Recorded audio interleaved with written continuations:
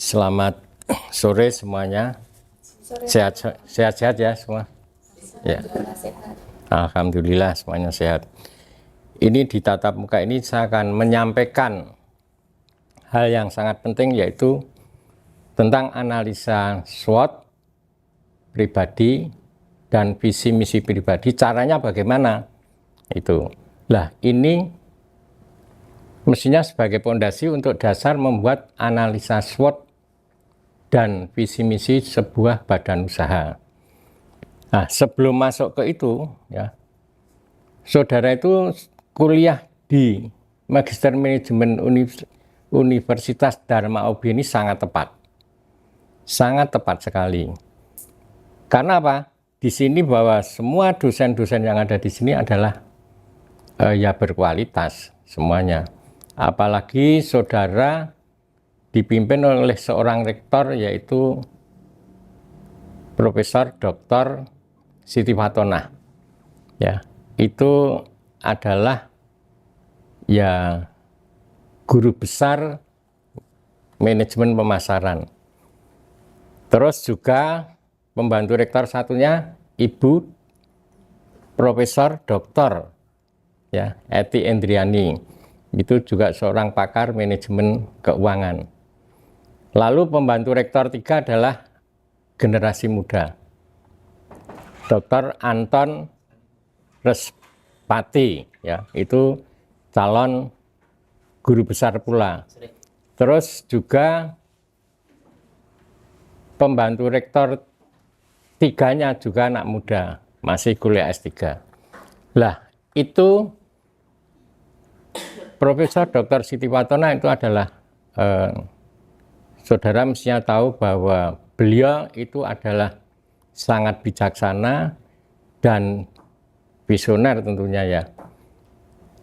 Memimpin perguruan tinggi Universitas Dharma Aubi ini sangat tepat sekali. Bisa mengayomi. Saudara bisa merasakan toh, bahwa saudara juga diajar oleh Prof. Siti toh, ya toh? Ya. Juga diajari pembuatan SWOT pribadi juga. Bu Eti juga begitu kan ya. Terus juga pembantu rektor 2-nya ini ya visioner, itu generasi penerus calon yang memimpin Universitas Dharma Aubi ini. Mereka bisa seperti itu ya. Personel rektorat seperti itu. Itu beliau-beliau itu mampu membuat analisa SWOT pribadi dan menentukan visi misi pribadinya untuk meraih tujuan ke depan. Diawali mungkin dari 5 tahun ke depan, 10 tahun ke depan, dan seterusnya. Itu. Nah, makanya saudara harus bisa membuat analisa SWOT pribadi yang selaras dengan alam semesta. Kira-kira sudah tahu belum yang selaras dengan alam semesta? Sudah tahu belum? Benar? Yang keras? Ya? Belum? Yang keras jawab. Belum? Belum, Pak. Belum. Mas? Belum. Ya. Jadi semuanya belum ya. Caranya bagaimana? Itu pun saya juga akan bisa memandu supaya analisa SWOT yang selaras dengan alam semesta. Analisa SWOT itu kan ya mengidentifikasi kelebihan dan mengidentifikasi kekurangan. Nah, coba saya tanya dari sana yang ya, kelebihanmu apa? Satu aja. Satu aja. Dan beradaptasi. Beradaptasi. Terus? Menganalisa resiko. Terus? Bertanggung jawab. Terus? Jujur dapat dipercaya, Pak. Oke, terus? Patuh, Pak. Ya. Ya, terus? Percaya diri, Pak. Ya. Ya. Terus kelemahannya sebutkan satu aja. Ya, mulai dari kurang ini Pak, kurang update. ya, terus. Teman-teman yang ahli dan mumpuni, yang lebih ahli dan mumpuni. Ya, terus. Ya, terus. Mudah overthinking, Pak. Ya. Susah untuk bilang tidak, Pak. Oke, terus. Kurang percaya diri. Oke, terus. Oke, terus. Ya. Lah, itu nanti dicari terus ya itu. Jadi kelemahannya apa, kelebihannya apa. Itu memang susah. Ini memang perlu berlatih supaya selaras dengan alam semesta itu apa? Ya harus duduk merenung. Ini berhari-hari, menentukan itu berhari-hari. Lah itu pun saya bisa memandu seperti itu dan pasti tepat. Ya, dan lain-lain nanti pasti tepat. Terus begini, supaya selaras dengan alam semesta, ya, itu harus mendirikan sebuah pondasi jiwa. Pondasi jiwa dengan cakar ayam emas.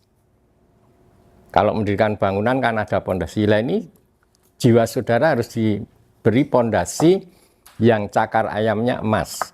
Ada 4 pilar cakar ayam emas itu. Antara lain, 1, ya, 1, introspeksi diri. Ya, introspeksi diri. Mengidentifikasi kesalahan masa lalu. Kesalahan masa lalu. Misalnya, menyakiti keluarga, menyakiti suami, menyakiti istri, menyakiti anak, menyakiti teman, pernah menipu, dan sebagainya, banyak sekali. Setelah introspeksi ya harus bertobat. Bertobat itu kan gampang, dikatakan gampang, tapi prosesnya cukup lama. Ini juga perlu merenung berhari-hari, ya, pertobatan itu. Setelah introspeksi harus bertobat. Ini sungguh-sungguh. Ya. 1 itu fondasi pilar pertama, ya. Yang kedua, mengampuni kesalahan orang lain. Mengidentifikasi juga misalnya pernah ditipu, pernah difitnah dan sebagainya. Gitu. Lah ini lepaskan pengampunan. Ini juga harus latihan, ya. Lepaskan pengampunan. Susah apa mudah melepaskan pengampunan, Mbak? Susah. Susah, ya. Tapi bisa, ya, bisa dilatih. Lalu buang rasa itu yang pilar ketiga, tadi yang pilar kedua, ini ketiga, buang rasa kesombongan, kebencian, iri hati, dendam dan sebagainya. Nah, ini juga mudah dikatakan, tetapi ini bisa dijalani. Ini juga harus duduk merenung. Lalu pilar yang keempat, yang terakhir adalah tanamkan rasa welas asih kepada semua makhluk di dunia ini. Jadi 4 pilar.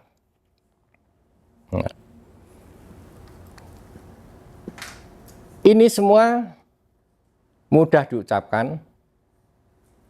Pelaksananya kebanyakan mungkin susah, tapi bisa dilaksanakan. Jadi saya siap memandu saudara untuk bisa mendirikan 4 pilar ini. Tapi kalau saya memandu, ya tidak langsung sekian. Itu maksimal 3 orang. Ya, karena itu harus benar-benar satu frekuensi.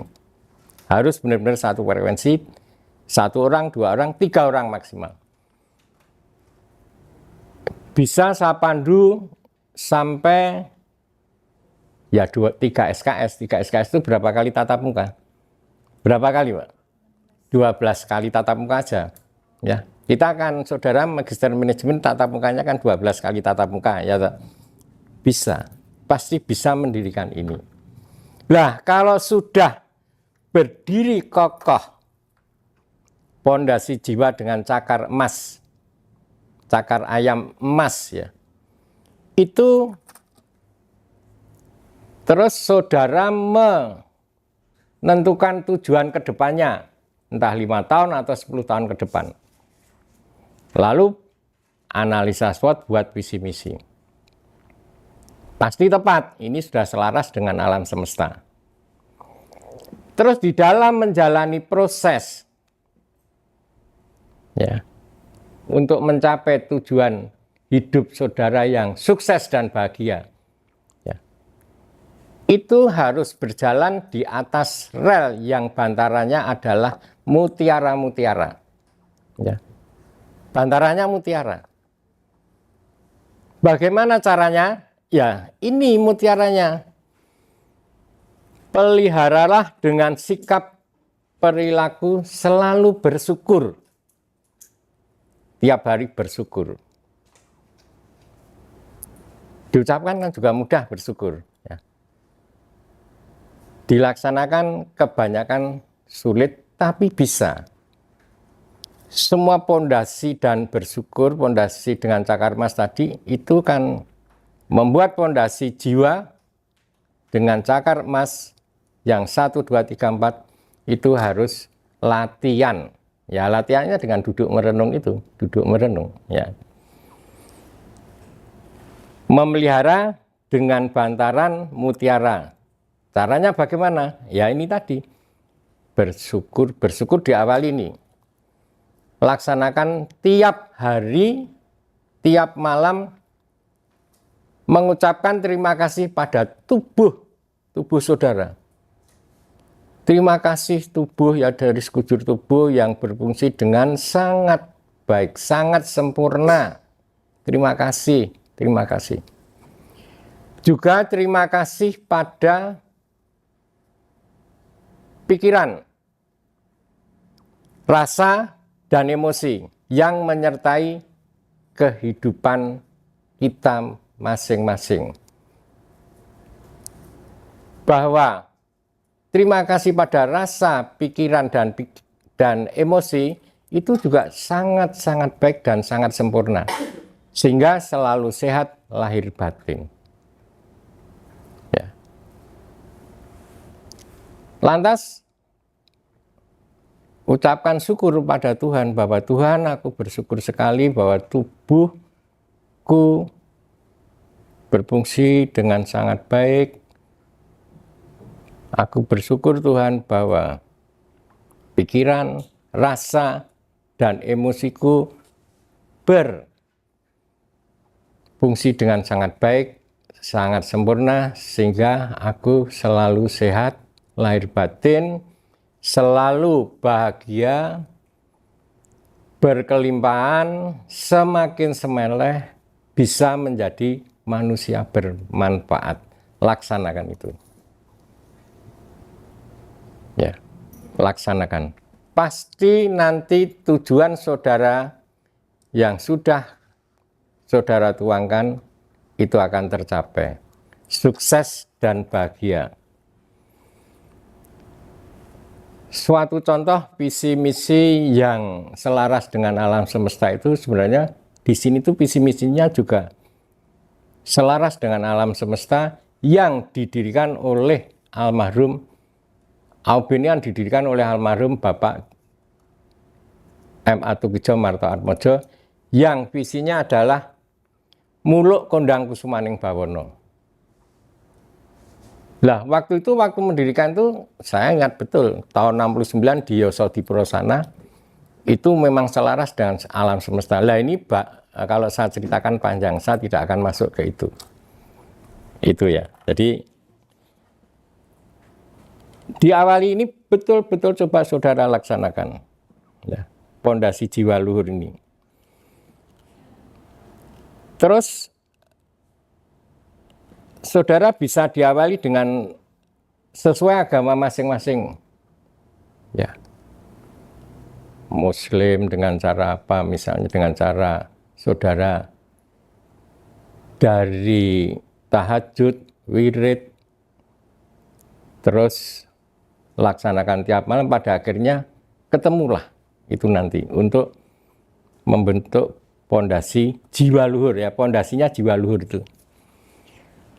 Lantas kalau yang non-muslim misalnya Katolik dengan rosario, kalau Kristen dengan puji-pujian, kalau misalnya Hindu, Buddha atau kepercayaan dengan cara meditasi, ataupun saudara juga dengan cara meditasi juga oke, ya.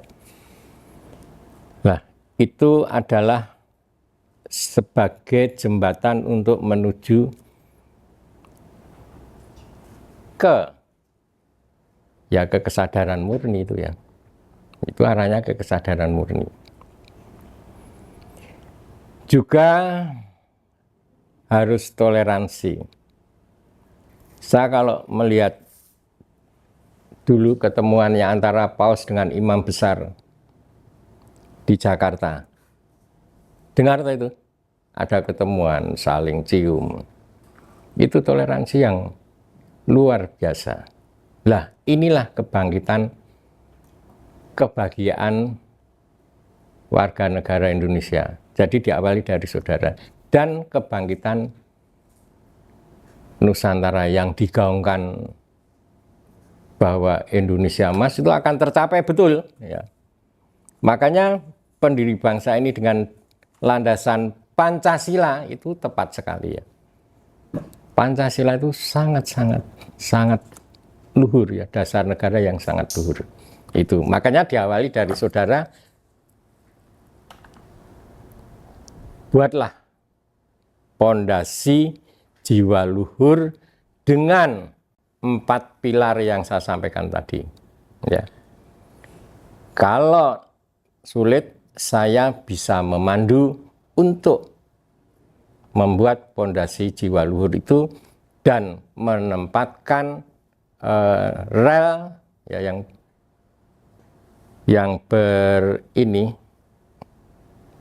berlandasan itu mutiara-mutiara.